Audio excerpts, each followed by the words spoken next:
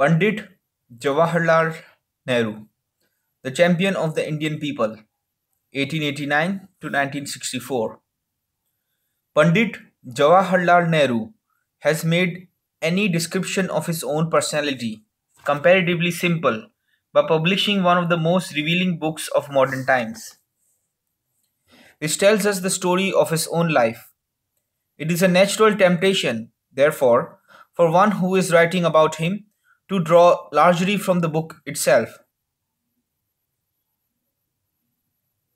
But while I shall not fail to make use of what he has himself written, I shall seek at the same time to add other features from my own recollections. Yet before doing so, I would wish to dwell for a moment on the autobiography itself, which proved to be an amazing success. It was issued from the press in London in April 1936, and by August of the same year, the eighth impression had been printed off. These first sales were mainly in England, and it was there that its great reputation was made. The equally large sales in India came later.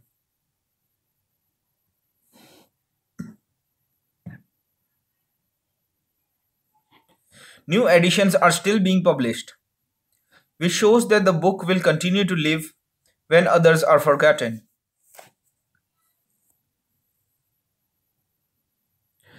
It was the entire frankness of what was written, together with the profound interest of the story he told, that gained Jawaharlal his very large and important reading public.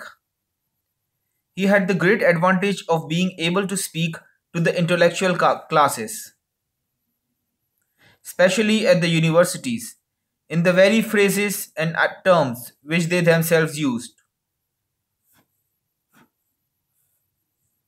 He wrote as one of themselves. He told Englishmen exactly what they wanted to know about India in his own transparently clear style, and made them feel that India was not merely a land of saints and mystics, but also of quite human and fallible people like himself,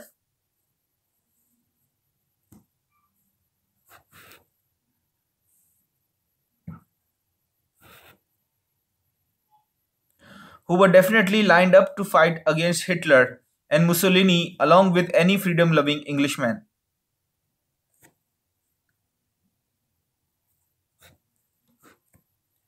If only the latter would allow the same freedom to India that he demanded for himself. Here's a man we can understand, was the remark that a young civilian made on his first voyage out to India. He is one of ourselves after all, and talks to us in our own language.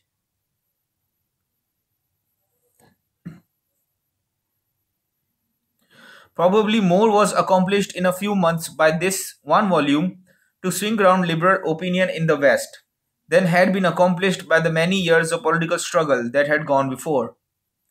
The remarkable photographs in the book proved to be a revelation to the ordinary reader. The frontispiece of Pandit Motilal Nehru, the father of the author, looking in his toga like someone out of the ancient Roman Empire. The face of the author himself, showing the markedly strong and clear cut character that lies behind it. Above all, perhaps, the tender portraits of the mother, wife, and daughter of the author, disclosing a perfect refinement mingled with true womanly courage. All these tell their own story. Every English leader, as he turned over the pages, became, in his heart of hearts, ashamed that persons such as these had been obliged to go to prison in order to make their voices heard. Thus, the portraits gave rise to some very painful thinking. They indicated that all was not right in India. This last factor had very deeply touched the women of England, who had recently gained by a hard struggle their own political rights.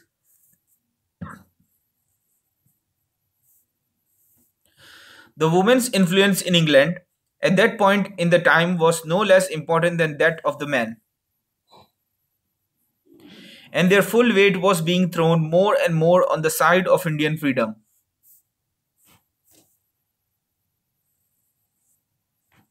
One of Jawaharlal Nehru's most bitter opponents in the United Provinces, a diehard and a reactionary, paid him a compliment, which is well worth quoting at this point, for it sums up a great deal.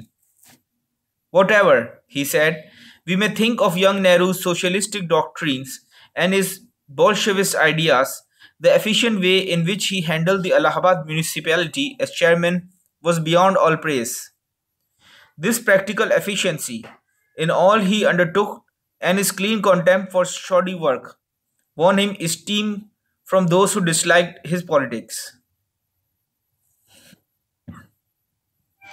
The same people had also admired the outspokenness with which he had been ready at all times to acknowledge faults of character and weakness of purpose within himself and others.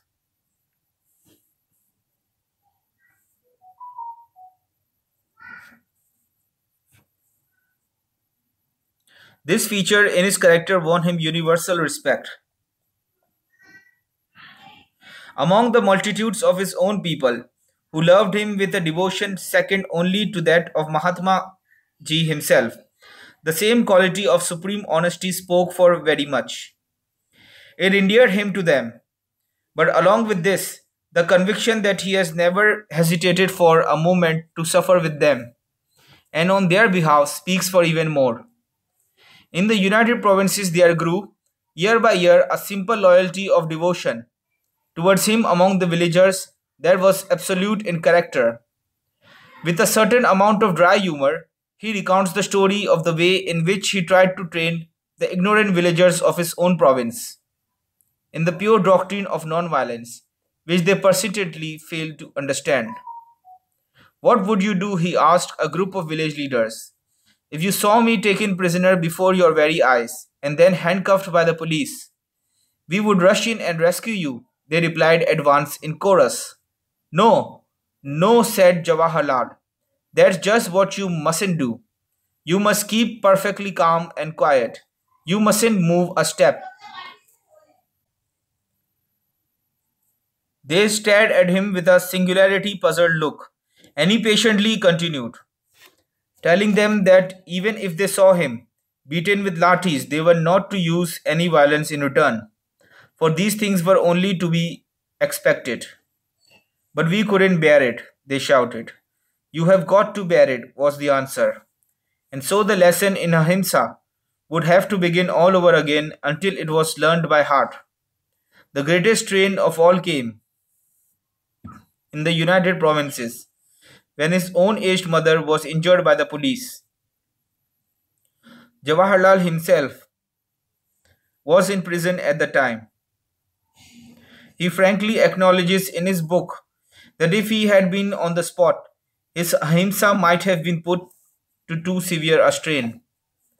This deeply touching faith that the villagers reposed in him was demonstrated in many ways.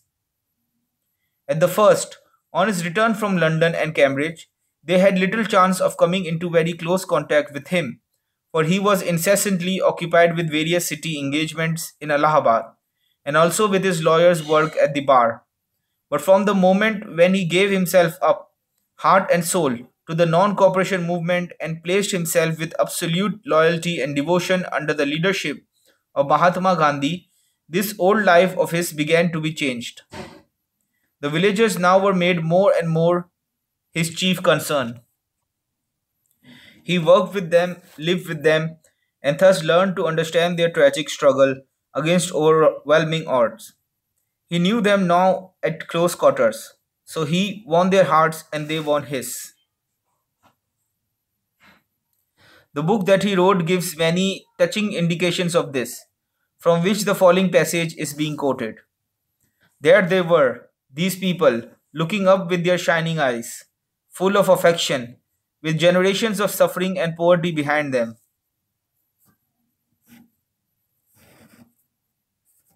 and still pouring out their gratitude and love, and asking for little in return.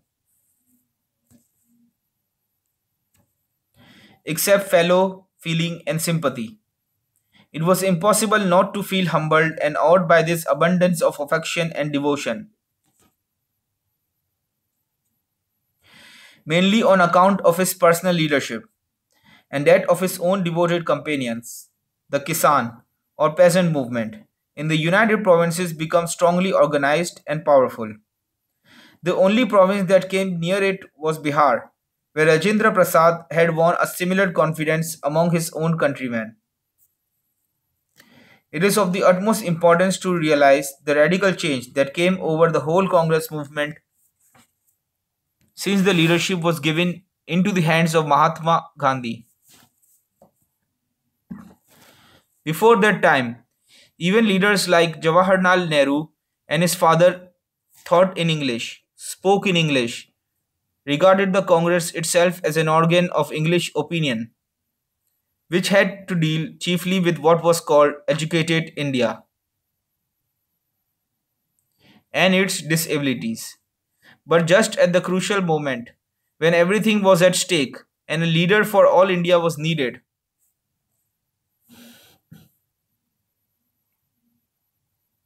Mahatma Gandhi came to the front in such a manner that he united all the progressive forces in a compact body and received the wholehearted allegiance not only of Motilal and Jawaharlal Nehru but also of men like C.R. Das, J.M. Sen Gupta, Dr. Ansari, Maulana Muhammad Ali, Madan Mohan Malaviya, and others, whose outlook hitherto had been confined for the most part to the rights of citizenship, for the small educated minority to which they belonged.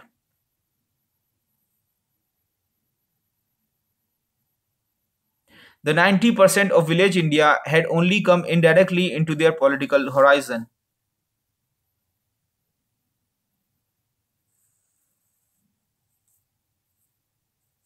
But Mahatma Gandhi, living himself the life of a poor peasant, soon changed all that and brought those who sought his political support face to face with realities.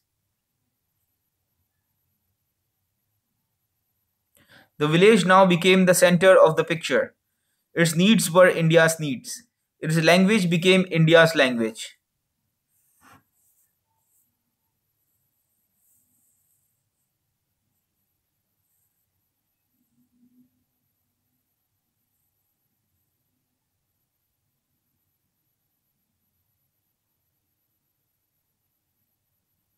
Jawaharlal Nehru was among the very first to recognize this drastic change that was coming over the whole scene.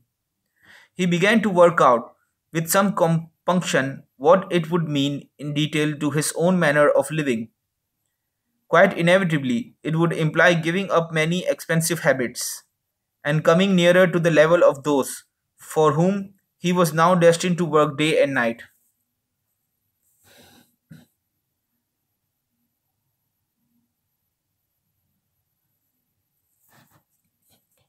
It is easy to see from his autobiography how at first he half resisted some of these practical conclusions.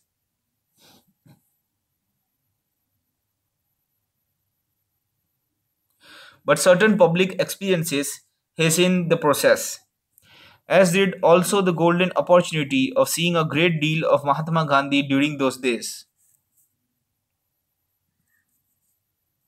No one could have been with him at that time, in his entire physical exhaustion, combined with amazing spiritual strength, without searching himself through and through. But there was an honest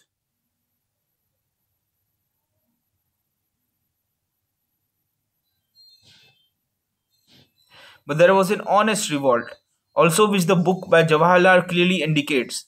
There was in them no blind worship, for he was a modern, with no liking whatever for the extreme ascetic practices of Mahatma Gandhi. Mere fasts and penances did not attract him, they only irritated him. When they took the strange forms that medieval saints practiced, for they seemed to him to be irrational. Thus, his 20th century mind had prevented him hitherto from carrying out to the full many of the things which seemed to appeal with irresistible force to Mahatma Gandhi.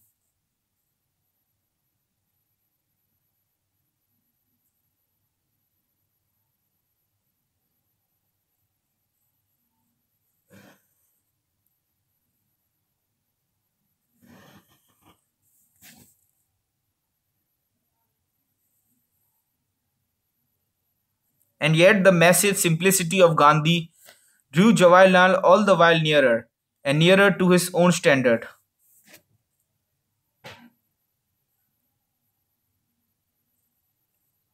He quotes more than once that striking phrase where Gandhi describes his aim as complete identification with the poorest of mankind, longing to live no better than they.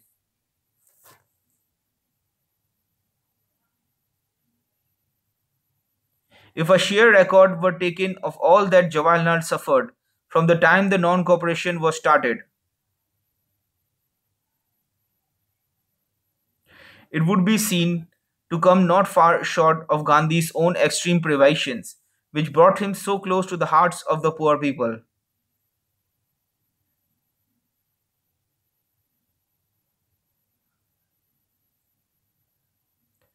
No one, for instance, can fail to be struck by the way in which the moment Jawaharlal was set free from prison, he was at once courting another arrest by some action which he could not avoid if he were be true to his own principles. To give an example, the Bihar earthquake happened soon after he was set free. So, after making a challenging speech in Calcutta directly after his release, he took the next train and was on the spot, toiling night and day among the terror stricken village people.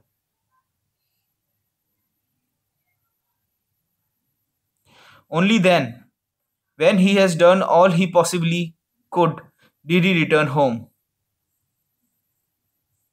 I got back, he writes, dead tired after my tour. 10 strenuous days had made me look ghastly, and my people were surprised at my appearance. I tried to begin writing my report, but sleep overcame me. So I spent at least 12 out of the next 24 hours in sleep.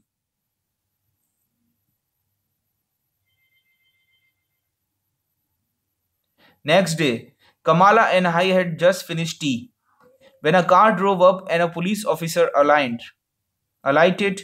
I knew immediately my time had come.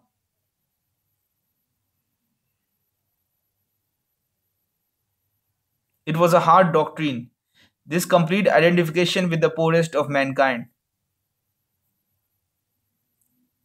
When Mahatma Ji had laid down as the true democratic test, yet who can doubt that those who come nearest to it in practice are able finally to win the loyalty and love of the masses of simple village people in India who judge by deeds, not words. Whether Gandhiji writes Jawaharlal is a democrat or not, he does represent the peasant masses of India. He is the quintessence of the conscious and subconscious will of those millions. It is perhaps something more than representation, for he is the idealized personification of those vast millions. Of course, he is not the average peasant, a man of the keenest intellect, of fine feeling and good taste, wide vision, very human, and yet essentially the ascetic who had suppressed his passions and emotions, sublimated them, and directed them in spiritual channels.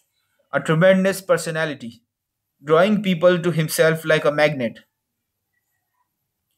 and calling out fierce loyalties and attachments. All this so utterly unlike and beyond a peasant. And yet, withal, he is the great peasant, with a peasant's blindness to some aspects of life. But India is peasant India, and so he knows his India well and reacts to her lightest tremors.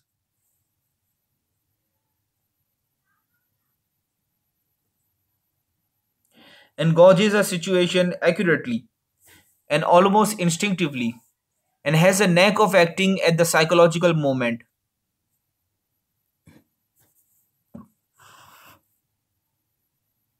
In every phrase of this remarkably accurate description of Mahatma Gandhi, we can see how the author was attracted by the extraordinary appeal that Gandhi made to all the leading spirits in India, who came within the close range of his personal influence and were ready to respond to its call.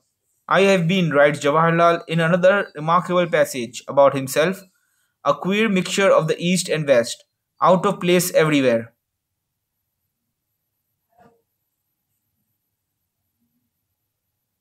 at home nowhere. Perhaps my thoughts and approach to life are more akin to what is called Western than Eastern. But India clings to me, as she does to all her children in innumerable ways.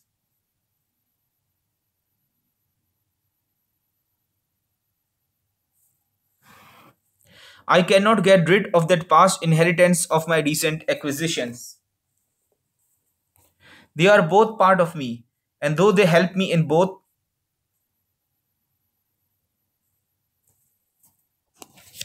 the East and the West, they create in me a feeling of spiritual loneliness, not only in public activities but in life itself. I am a stranger and alien in the West. I cannot be of it, but in my own country, also sometimes, I have an exile's feeling.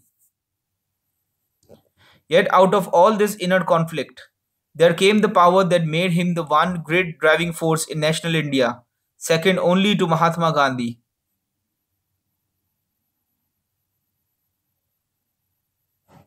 His attitudes towards the latter oscillated, but always came back to the same center.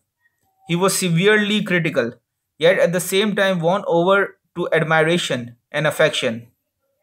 He was continually repelled, and yet he realized that in the very things that jar upon him lay the secret of Gandhi's power with the vast multitudes of simple village people.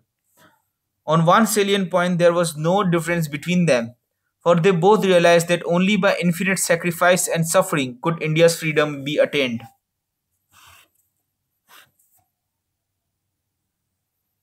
And Jawaharlal knew absolutely that this one frail man, who so often put his own life at stake,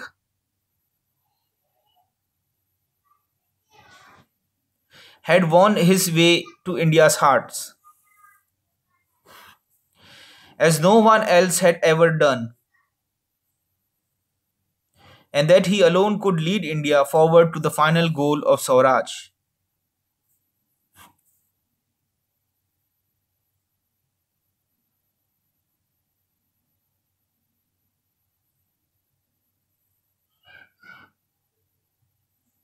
This increasing consciousness of the fate of the multitudes in India of poverty stricken people had also drawn Jawaharlal Nehru irresistibly towards what he called socialism. But in using this general word, he was no doctrinaire and had nothing but contempt for armchair economics, who sought to gain a cheap notoriety by using catchphrases. He knew intimately the difference between Indian conditions and those of the West.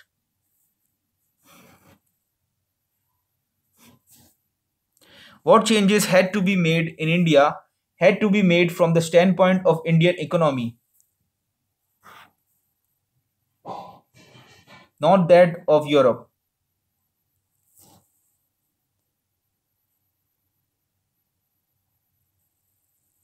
Yet, while he recognized these practical differences, he was desperately in earnest about the immediate need in India of revolution in the prevailing economic and social system, whether it was in the petty Indian states or in the large landlord areas or in the mill centers. The concentration of arbitrary power in the hands of a single person who, for all practical purposes, had powers of life and death over thousands of helpless people became intolerable to him, just in the same way that the imperialism of foreign rule had become intolerable also. He had seen this vision of the suffering peasant in India and other lands, and in a socialist cooperative endeavor whereby the land and the instruments of production are placed at the service of the community, he saw the way out of the inveterate evil.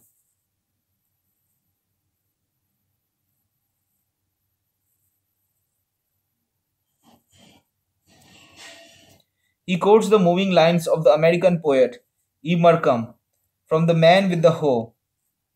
Bowed by the weight of centuries, he leans upon his hoe and gazes on the ground, the emptiness of ages on his face, and on his back the burden of the world. Through this dread shape, tile suffering ages took. Time's tragedy is in that aching stoop. Through his dread shape, humanity betrayed, plundered, profaned, and disinherited. Christ protests to the powers that made the world, a protest that is also prophecy.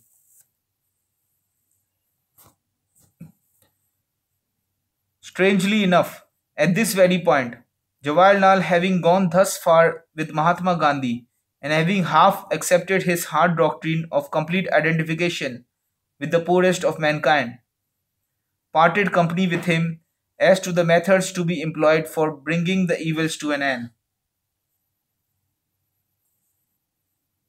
Mahatma Ji, on his side, was willing to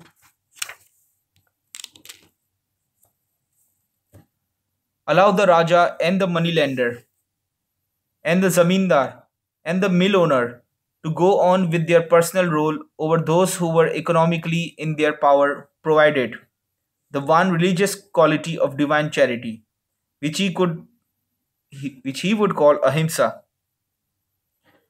could be introduced into their despotic sway and thus cause it to be become a Rama Rajya, a kingdom of God upon earth.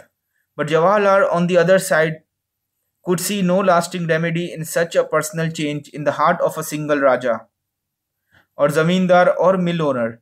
He regarded the whole system of despotic power, whether brought about by capitalism or imperialism, as an evil in itself. He believed that some form of cooperative ownership of land and of tile instruments of production must in the end lead to more equitable and stable results.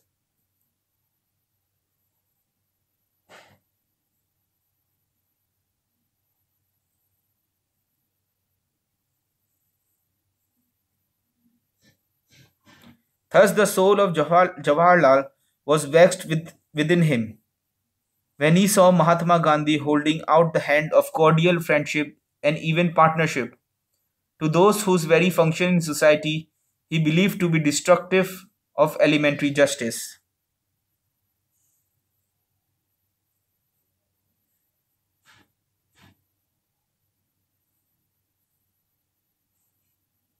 Gandhiji, on the other hand, had his eyes fixed on the inner conversation of the Raja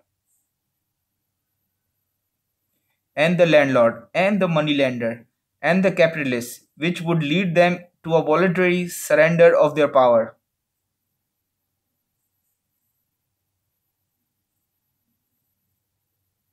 Later, of course, he went on to become the first Prime Minister of independent India, delivering the famous Tryst with Destiny speech at midnight on August 15, 1947, widely regarded as the architect of modern India. Jawaharlal Nehru died in May 1964.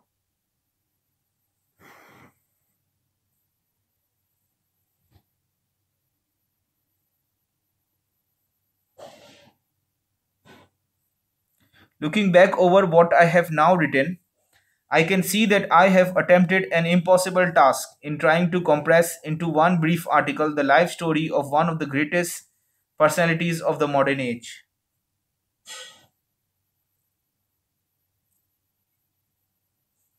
Nevertheless, if I have left a vivid picture of the inner struggle of the man, I shall be content.